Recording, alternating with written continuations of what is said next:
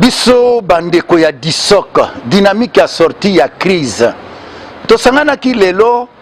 pona komanyola maye tolobaki mbala eleki pona kosenga roi Philippe na reine Mathilde kebaya na mboka na biso te pona nini tosengaki bango démocratie oyo ezali na mboka na biso eza en panne ezali nde lokwa toza na dictature tosengaki na bango po nini ba mapona mio elekaki ya 2018 ya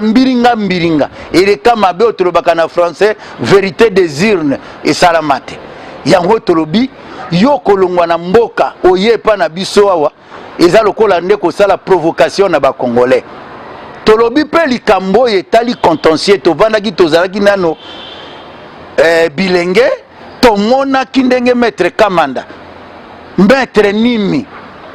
tata na biso mpinga kasi na ndenge bakendeki na poto bazoloba lopoto toyoki tozomona ke non likambo ya contentieux belgo à l'époque belgo zaïrois lelo contentieux belgo congolais mongo likambo wana na likambo lelo ya Lumumba héros national o tomoni mino obebongo eleka nini mino yango ezepa na bino nani aboma nani asala ye makambo wana eze donc makambo ya motuya modele wana o esengeli ke ba congolais to telema pona koloba tokoki komona te ke roi lobi ayepa na biso lokwa tozana esengo mboka eza une sécurité oyo tomoni ke na este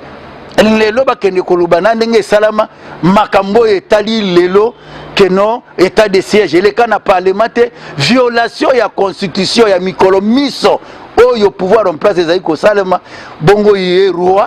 alingaki koya epa na biso heureusement topesi merci mingi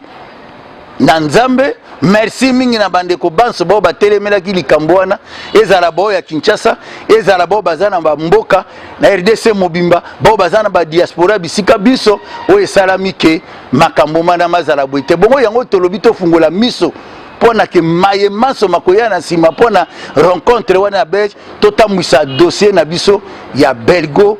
congolais il faut ezala pena makambo ya Lumumba tomona ngo clair pona maso maleka na intérêt ya ba congolais tolobeli pe likambo ya seni oyo kezali somo yo bino bokoya na mboka tovana na papa Etienne Tshisekedi aloba na biso mboka po démocratie tambola malamu seni ezala crédible seni otozali na yango lelo ya bureau oyo ezali ka ya famille politique moko ya union sacrée tomona yango wapi elakisi déjà que maponami makozala encore pire koleka oyo elekaki na 2018 bongo toloba te yango tolobi tokutanaki pona koloba makambo mana pe pona kopesa merci na maima somaleki lokola roi akokai ya te koya ezali lokola kosa provocation na ba congolais na mboko oyo lelo tozali komona ke makambo etali démocratie ezali kotambola mamu te ezala ya seni ezala cour constitutionnelle tala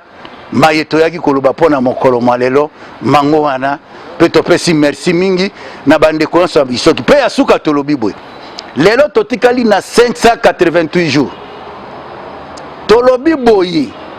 glissement bolanda biso malamu même ya une seconde ekozala te congolais nyonso tiaka na mutu ndenge disoka yaka kopesaka mikolo tokomi boye tobandaki musika lelo biso wana tobandi kokoma na ba 588 tozokende glissement ata ya une seconde te